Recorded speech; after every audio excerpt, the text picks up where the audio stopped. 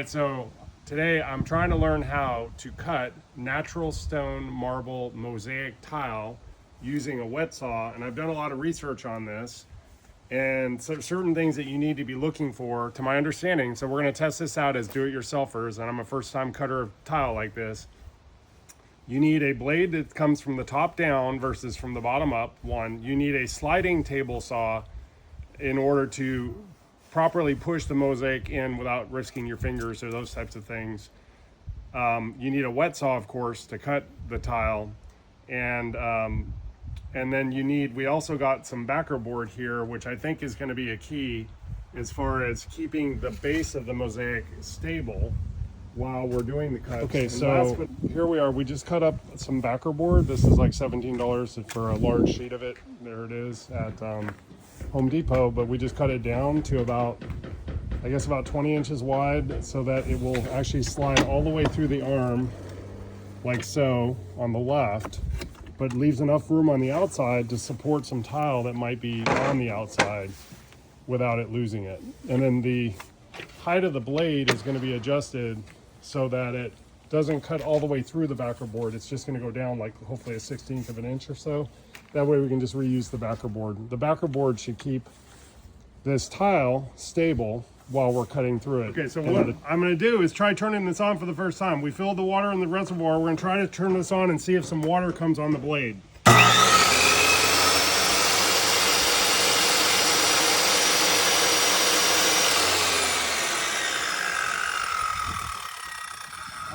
The first cut I want to make is just across these squares, and see if I can get those. And so you can see I've lined the tile up with the backer board there.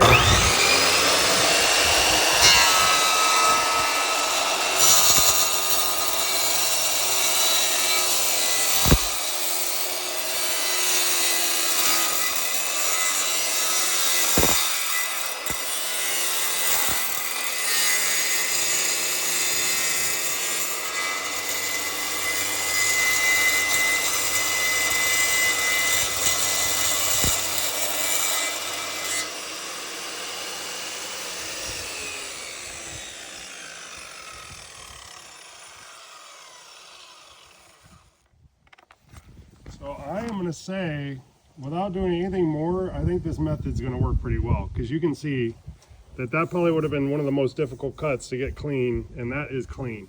Okay, I'm going to just test another cut. This time I'm just going to go straight across the white ones and see what happens.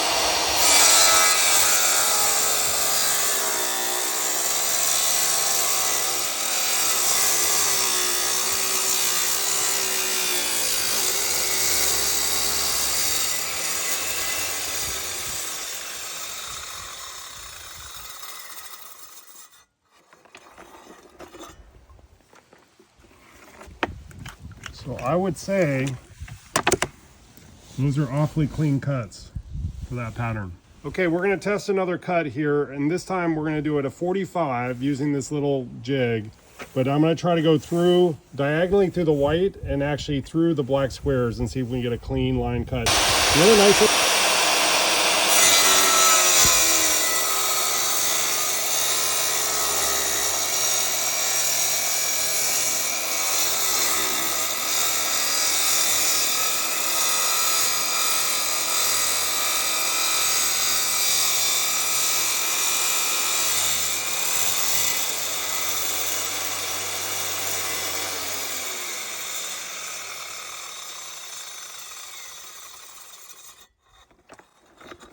the reason I'm stopping the blade when it's past is because I noticed earlier when I was trying to pull it back, the guard was getting in the way, which is the splash guard. So I thought it was just safer to turn it off and then retract it and not have any problem pulling it out of there. But you can see, I mean, that is a clean cut. This is going to be perfect for, any sort of installation. So I'm kind of not worried about the other cuts that I was going to test, but we're going to do them and show them to you anyway. So I forgot to tell you, this is the rigid 7-inch wet tile saw that we got from Home Depot. This one was $369. It has some features that I mentioned earlier around the blade coming down from the top, as well as a larger sliding apparatus, which is what really helps with this with the cutting of the tile. But this next test cut I want to do, this is actually not quite the tile we're going to use, but this is going to go on the shower floor, and it's going to be in a herringbone layout, but on the edge we're going to have a black border.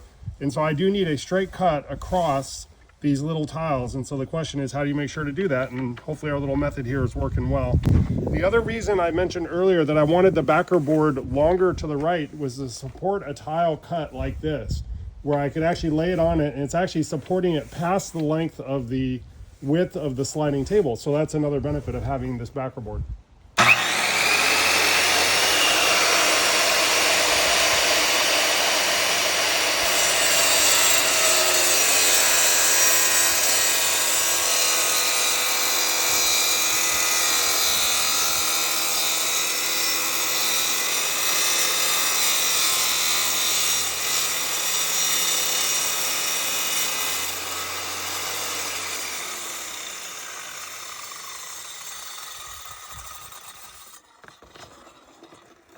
All right, let's see how we did.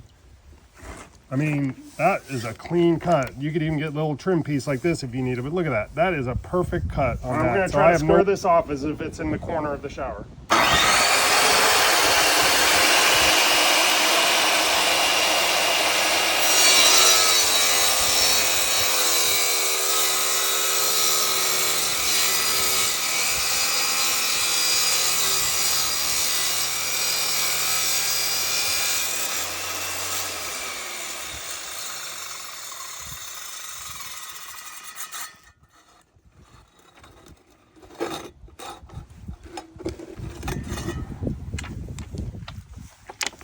I mean, that is a square cut. No okay, this is actually very close to the accent tile we're going to use. We're going to do what's called I think a picture frame with some pencil trim, and then inside we want this accent tile. On the outside, we're going to have like some white Thassos 12 by 24, so it should be pretty dramatic. Again, I want to create a corner cut on this because a pencil tile butts up against this with a grout line, and so it has to be a perfect square. I'm going to cut it just in case it lays out this way. I'm going to cut it right through these black squares, a little bit on the left edge, but I'm going to try to, the point is I'm going to try to make a square out of this as well. So that's my goal right now.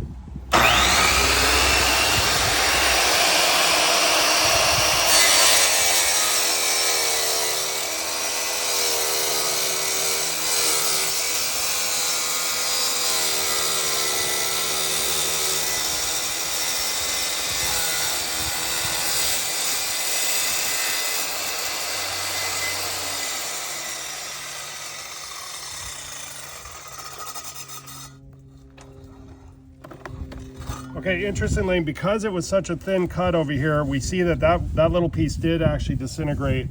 But honestly, you're gonna have some, what do you call it, error in or overage in your tile. So but the cut is really clean. Let's go ahead and turn it and get the corner and see if we get ourselves a nice square on this. We'll go ahead and cut it again through the black tiles just for, I actually don't want it laid out that way, but if it happened to be, I just want to show what would happen.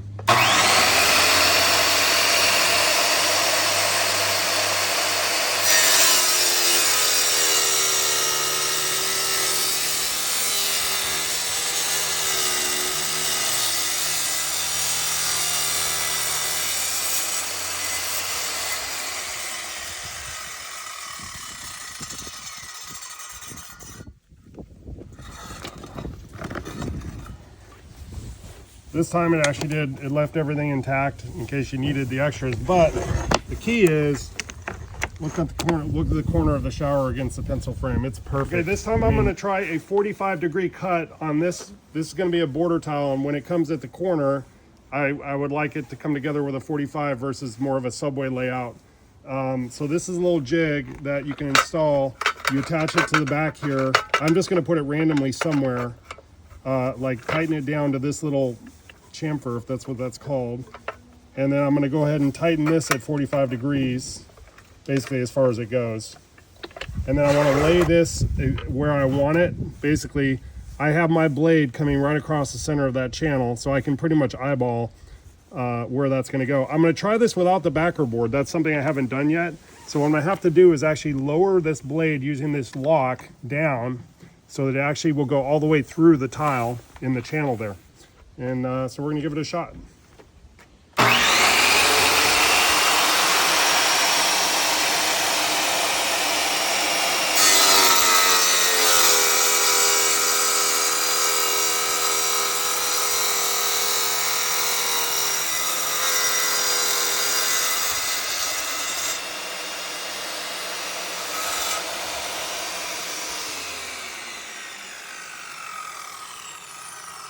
Okay.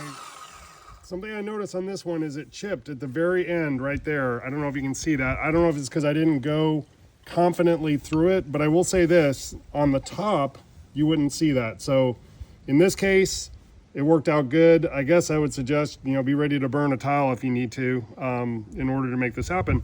Or you could just literally do another cut right next to it if the first one didn't work out. All right, so I'm not gonna say much more other than I'm pretty confident that this is gonna work. It's a great solution. You can do it. About $400 out the door at Home Depot.